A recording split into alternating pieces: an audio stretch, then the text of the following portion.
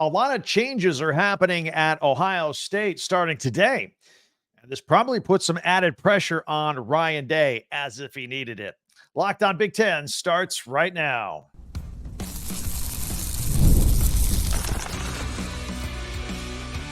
You are Locked On Big Ten, your daily podcast on the Big Ten Conference. Part of the Locked On Podcast Network, your team every day. Welcome to Locked On Big Ten. I'm Craig Sheeman, coming up on 40 years as a sports talk show host and play-by-play announcer. And I want to thank you for making us your first listen every day. We're free and available wherever you get your podcasts and on YouTube, part of the Locked On Podcast Network, your team every day. Today's episode is brought to you by FanDuel. Make every moment more. As playoffs wind down, the sports stop sporting like we want them to. But this summer, FanDuel is hooking up all customers with a boost or a bonus daily. That's right. There's something for everyone every day, all summer long. Visit FanDuel.com/lockedon and get started. Changes at Ohio State. They're here. They're happening. They're on our doorstep. And we have some big recruiting news, some 4 and 5 stars announcing they're coming to the Big Ten. We'll tell you where, plus our Big Ten top 10 observations from the weekend.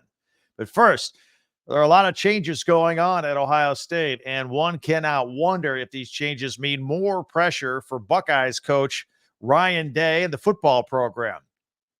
Athletic director Gene Smith is officially retired. In fact, his last day was Friday. He's gone out to Arizona with the family, good to go. He's been the man in charge of one of the country's biggest athletic departments since 2005. Ross Bjork, of course, who's been transitioning as the new athletic director for the past few months. In fact, he was the one that spearheaded the change in the men's basketball coaching job when the school fired Chris Holtmann after 7 seasons and paid him almost $13 million to walk away. And then he hired assistant Jake Diebler to be the head basketball coach. But that basketball buyout of Holtmann, drop in the bucket. Small potatoes, right? Right, a guy $13 million to fire him. Because Bjork, right before he came to Ohio State, as you know, was the athletic director over at Texas A&M, and he was the one that pulled the trigger on Jimbo Fisher, and he's the one that wrote the $75 million check that was left on his contract to get him out. He fired him on the spot, paid him over $75 million, didn't even think about it. That's the guy who's now fully in charge in Columbus, Ohio. Don't forget, Ohio State also has a brand new president. Ted Carter took over on January 1st. If his name is somewhat familiar, it should be. He came from another Big Ten school at Nebraska. That's a lot of change at a major university like Ohio State. And guys who take over big jobs like their own people in place. It makes them feel more in charge. Big guys and big positions don't like the status quo. They don't like to inherit other people's high-profile hires. Hiring new people makes them feel like they're doing something, like they're earning their 7-figure salaries. I don't think it can be mentioned enough that Bjork fired Jimbo Fisher with that $75 million buyout, what was left on his deal. Don't think it can happen to Ryan Day? Then think again, because it can. Now, do I think it should? No way. I've almost always supported Ryan Day on this podcast here on Locked On Big Ten. I think he checks a lot of boxes. He wins almost 90% of his games. He recruits well as anybody. He seems to have a handle on the transfer portal and name, image, and likeness. I think he's solid where he's at. But if he loses to Michigan for a 4th straight year, just watch how uncomfortable things get for everyone at Buckeyes Nation, especially with new people in charge, listening to all the complaints about Michigan and then feeling compelled to do something about it. But that's all. We got all season to iron that. That's going to be front and center. It's going to be kind of an underlying theme throughout the whole season, the pressure on Ryan Day, because the expectations are humongous. But he's got a really good football team here he's put together. He shouldn't be punished for that if they fall a game short here or there, but some of you feel differently about that. But first, a word about Gene Smith as he exits. He leaves Ohio State as one of the most successful athletic directors of Big Ten history and college athletics, period. And he navigated this athletic department and the football team from Jim Tressel to Urban Meyer to Ryan Day. He oversaw football national championship in 2014, and he led the Buckeyes into the new age of transfer portals and name, image, and likeness. And that's not easy. And the change is not over, by the way. He's kind of getting out at a good time going into his retirement, because now, all of a sudden, just as we're getting through transfer portals and name, image, and likeness, now we're getting into revenue share, where each of these Power 4 schools are going to have to stroke a check upwards of $22 million every year to share with the athletes. It's a whole new deal. One final thing about Gene Smith, though, I wanted to say.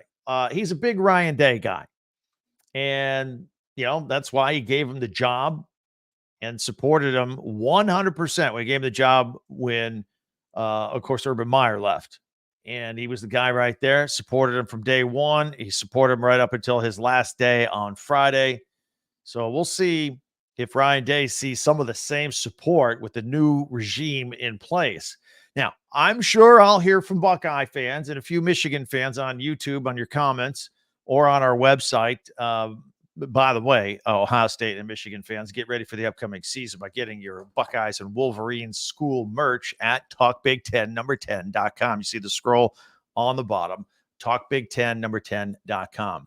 But it's going to be a big, big season for Ryan Day and Ohio State football with the new regime going on there. One more thing regarding Ohio State and this loaded football team that they have. If you've watched Locked On Big Ten at all, I haven't talked in glowing terms about their quarterback, Will Howard. But he spoke recently, and he talked about why he chose between transferring from Kansas State to Ohio State versus going into the NFL draft.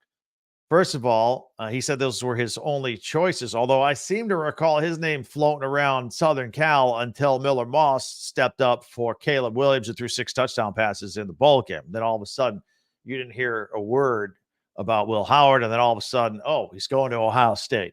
So that was a thing for a while. But, the NFL draft projections, they generously had Howard somewhere anywhere between the 3rd and 6th round. He says he fancies himself as a day one draft guy and a future NFL starter. So he talked to Ryan Day, went over the pros and cons. Said, all right, maybe let me get out of Kansas State. Let me go to Ohio State for a year. Let me work on my game and polish it up and see if I can improve my stock instead of being a mid-level draft pick in the NFL next year. Maybe I can get myself into the first round. Look, I personally think he's got a lot of work to do. This is a really good Ohio State football team. I still have question marks at the quarterback position. He doesn't have a lot of accuracy. He's a poor accuracy guy. And if you want to go to the NFL, you got to be accurate. 59% completion rate throughout his entire career at Kansas State. I don't know if it's going to be any better or worse at Ohio State. I know they can rely on a running game a little bit too, but Ohio State's known for throwing footballs to its big receivers. So we'll see. Maybe he decided it's a chance for him to shine a little bit. Like, he'll have offensive weapons that he's never had before. Maybe the completion percentage will get better. Plus, he'll draw national attention. People will be looking at him. If he has any success at all, a lot of people are going to see it. And his draft status could get a little momentum at that point. I mean, being the quarterback of the Buckeyes is a big deal, especially this year, because this football team has a chance at winning a national championship. Anyway, if you like what you're seeing here, I'd love you to subscribe and follow Locked On Big Ten for free wherever you get your podcast. That way you get the latest episode of this podcast as soon as it becomes available each and every day. Don't forget to pick up some of your team swag at our website, talkbig10number10.com. It's all there, getting you ready for the upcoming season. Coming up, lots of recruiting, getting ready for future seasons. We have big news, 5 stars, 4 stars, Penn State, Oregon, Michigan, Nebraska, Maryland, all coming up. We'll get to that. And then my top 10 observations from the Big Ten over the weekend. Can't wait to share those with you. It's all coming up right here on Locked On Big Ten. FanDuel. We all love sports. This makes it even better, to be honest with you. We all love them. We don't want them to stop. Although summertime, things slow down just a little bit. The sports aren't sportsing the way we want them to. But FanDuel lets me and you keep the sports going whenever we want. All we have to do is open the app, and you can dream up bets anytime, right there when you're in the mood. This summer, FanDuel is hooking up all customers with boosts or a bonus daily. And right there, something for everyone every day, all summer long. So head on over to fanduel.com/locked on and start making the most out of your summer. That's FanDuel, official sports betting partner of Major League Baseball. Weird day in baseball today. Only 3 games, 2 of them at night. So let's take a look at those. Give me the over on 8.5 runs in the Mets Nationals game. And I don't care what the number is for the Brewers Rockies out there in Colorado. Take the over. Take the over on that. Once again, you can do it all right there on FanDuel, the official sports betting partner of Major League Baseball.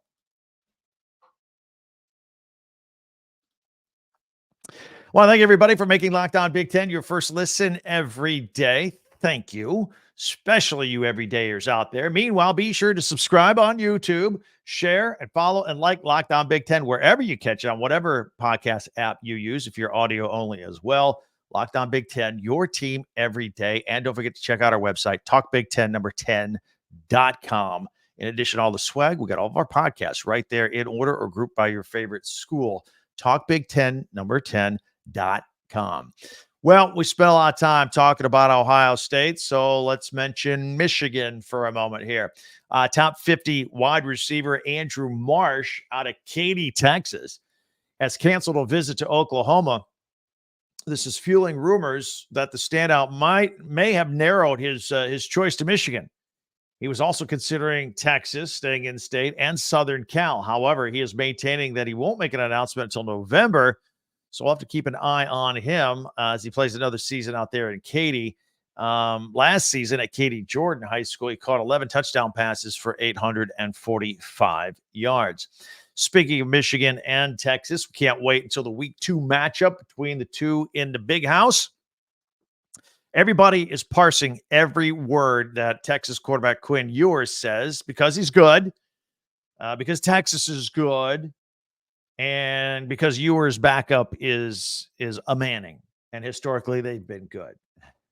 He recently said that he thought Arch Manning was in a good spot backing him up, so he's in a position to learn, and he's into it. People took that as a shot, like shots fired, like, oh yeah, he's my backup. No, it wasn't the case at all. I disagree with that. But meanwhile, Ewers was asked about the upcoming game against Michigan, and he says it should be fun. And he does have some experience to draw on at the Big House. Don't forget, before heading to Texas, he was a Buckeye, and he traveled with the team to that game in Ann Arbor his first year. Wolverines beat Ohio State for the first time in like a decade, but that was good. He's been there. He's been to the Big House at a big game. Been to a lot of big games. Texas, Oklahoma. I mean, he's been in a lot of big games, big atmospheres. So I don't think the Big House is going to shake him. Maybe his teammates. I don't know. Texas has big expectations this year, just like Ohio State and some other teams. One player the Wolverines do not have to wait on is 4-star edge rusher Julius Hawley. His commitment means that the Wolverines have 4 defensive linemen lined up for the class of 2025. Maybe a Fab 4 defensive lineman for Michigan coming into 2025 as they develop together. Hawley is 6'3", 230 pounds out of Alpharetta, Georgia. He picked Michigan over Georgia, Ole Miss, and Texas A&M, and he posted on X that he's a Michigan man. He joins the future defensive line that includes recruits Bobby Kanka, who we've talked about a lot recently because he was kind of flirting with Michigan State for a while, but has stayed committed to Michigan. Jalen Williams and Nathaniel Marshall as well. Those are the guys. If they stay together, look out. Should be fun to talk about them. Last week, we told you that 4-star wide receiver Jeff Exonor would announce Friday where he was going to school, and that Penn State was on a very, very short list. True to his word, the Baltimore product announced that he is going to Happy Valley. He's going to Penn State. Chose Penn State over Virginia Tech and Syracuse and Maryland, and joins the top 20 class for James Franklin and company over there. That announcement comes a couple days after Penn State received a commitment from the state of Kansas 4-star edge rusher Jaden Woods. He picked the Nittany Lions over Wisconsin, Purdue, and Tennessee. Woods' father, Justin, played 1 season under Franklin when he was the offensive coordinator at Kansas State back in the day. We've talked a lot about Nebraska's quarterback situation and recruiting outside of landing five-star Dylan Raiola. Plus, there's talk of Raiola's younger brother arriving in Lincoln in 2026, and that might have caused other quarterbacks to look elsewhere. So, what about 2025 four-star commit TJ Lateef? No need to worry, Huskers fans. According to Lateef, he's still coming to Nebraska. In fact, Lateef, he didn't shut down all of his recruiting. Like, he was still talking about recruiting, even if he said, all right, I'm going to Nebraska, but he didn't completely shut down recruiting. Some Huskers fans felt that they might lose him. He heard the chatter and said on X that he is 100% committed to Nebraska. And he also said that his family has bought tons of Nebraska merchandise. By the way, Husker fans, you too can get Nebraska merchandise at TalkBig10, number10.com. Anyway, he's staying. Looks like they're solid at quarterback at Nebraska. Great news for the Oregon Ducks. They land five-star corner Darian Brew from Conroe, Texas. Ohio State and Texas were also battling for his services. So the Dan Lanning's staff was all over him from the beginning. He was flattered. Says he'll fit right in with the speedy talent heading to Oregon. They got another five-star wide receiver, Dallas Wilson, four-star running back, Jordan Davison. So it looks like they just keeping it rolling there at Oregon as they get ready to become a powerful Big Ten team. Mike Locksley and the Maryland Terps have been busy, and they received commitments from a couple of three-star defensive players, Maryland corner Jaden Ships and linebacker Tavares Daniels II. Now, Ships was high school teammates with four-star quarterback Malik Washington, and both announced together that they're going to play for the Terps. So that brings the Terps class in 2025 to 15 commits. So pretty good for Mike Locksley right there. And I don't know what your daytime TV situation, maybe you don't even have time to watch TV in the daytime. Maybe you do, maybe you don't. Maybe you got it in the background at work. Maybe you work from home. I don't know. You know, those talking heads that jabber on ESPN and FS1. I got another option for you, and it's free. Free 24/7 sports streaming channel. It's called Locked On Sports Today from our Locked On family. This podcast will appear on there from time to time. Locked On Sports Today brings you can't miss analysis, opinions, and news streaming 24/7 on YouTube or the free Amazon Fire TV channels app, part of the Locked On Podcast Network. Your team every day. All right. I have, as we enter the month of July, I have my top 10 observations, Big Ten top 10 observations from the weekend. I will share, see if they're the same as yours. I know you're saying, what's going on? Things are slowing down. No, I still have some things I'm going to talk about. It never ends. We got it all right here. Hang tight. Locked On Big Ten.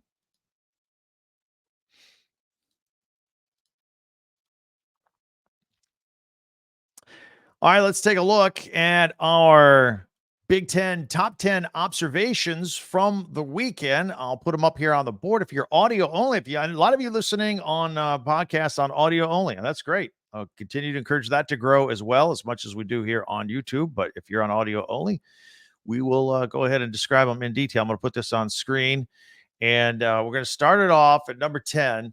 Washington. What is this all about? U.S. News and World Report put out a thing on all the universities and academics, athletics, money, great place to go, value. And out of all the Big Ten teams, Washington Huskies were the highest ranked one on their list. So I thought I'd throw it on here and give them a shout out. Not bad, huh? All right, let's see here. At number 9, Michigan State's Artyom Levshunov. He, a hockey player, went number 2 in the NHL draft this week. Second pick overall. 12 Big Ten players were chosen in the NHL draft last week. So out there in Las Vegas, quite the spectacle. Nice production. They did a good job over there. Meanwhile, we've got, USC is going to be a Big Ten team. Just a shout out to Bronny James. I guess this could be interesting to see how this works out. He gets picked 55th in the draft by the Lakers. His dad, LeBron. We'll see how that works out. I personally don't think they're going to play together. He's going straight to the developmental league. That's what I think. But since USC is a Big Ten team now, I thought I'd go ahead and throw it in here. We have some others to mention as well. Also, newcomer to the Big Ten, UCLA. Adam Bona picked up by the 76ers in the second round. He is intense. He's physical. Got a 6'8" frame, but his wingspan is 7'4" on a 6'8" frame. A lot of length. Going to come off the bench for Joel Embiid and still bring the intensity. Very physical player. So I think that's a good for a second round pick. That's pretty good.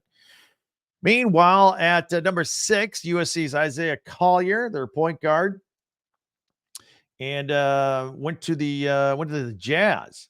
Big, strong guard. He can create his own shot because he's just so strong.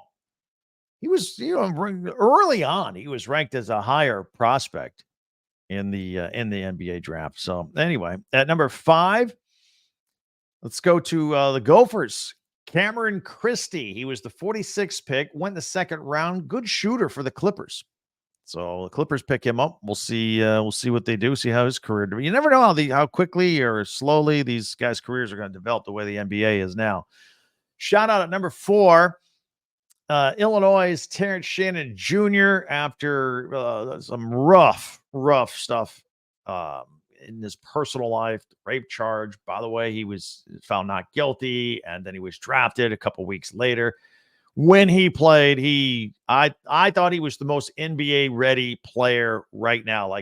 Now he's going to a pretty good Timberwolves team, but I wanted to give him a shout out there. And at number 3, Indiana's Khalil Ware. 1 year at Oregon, 1 year at IU, and all of a sudden, midway through the year at Indiana, he just took off. Mike Woodson did a great job with him. He gets picked in the middle of the first round. He's going to the Heat. I call him Bam Light. He'll play out there with Bam and the Heat. Eric Spoelstra, good coach. I think that's a good spot for him. At number 2, a shout out to Ohio State's Gene Smith, who retired. We spent a lot of time talking about him earlier in the podcast. Why not put him in the top 10, Big Ten top 10 observations? And finally, at number 1, shout out to Purdue's Zach Edey. Going into the weekend, he was a top 10 draft pick, number 9, actually.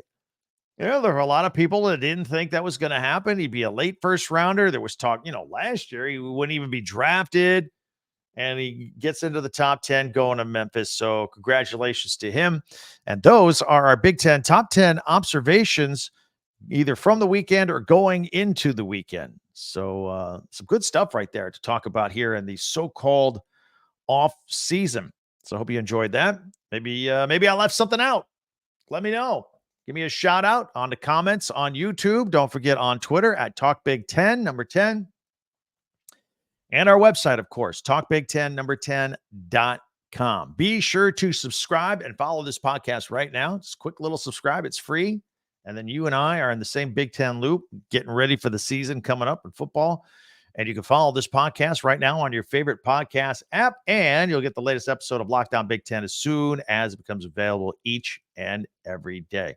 Quick programming note, we're going to take 4th of July, Thursday and Friday off, going into the weekend. I know we're here every day. We're going to have this podcast here today, Tuesday, Wednesday, take the 4th and the 5th off into the weekend. And then starting next week, we jump right into our Big Ten season previews, team by team. We're doing every one of them. Got 18 to cover, so we got to start early this year. It's going to take us the whole month of July. Then we've got media days in July as well. Then we're into practice. I mean, the season is basically here for football. Can't wait. And I know you're going to be with us every step of the way. Thank you for that. So be sure to subscribe and follow this podcast right now on your favorite podcast app and get the latest episode of Locked On Big Ten every day. Check out another episode of Locked On Big Ten, if you will, all there on our website, talkbig10.com. And after you're done with that, there's still more. You can always see our friends at Locked On Sports Today, here for you 24/7, streaming on YouTube. It's fantastic. Thanks for joining us. It's been starting off great here. The month of July, can't believe it's here already. And I can't wait to talk to you tomorrow. Thanks for joining us here today. I never take it for granted. I always appreciate it. Talk to you tomorrow. I'm Craig Sheeman for Locked On Big Ten.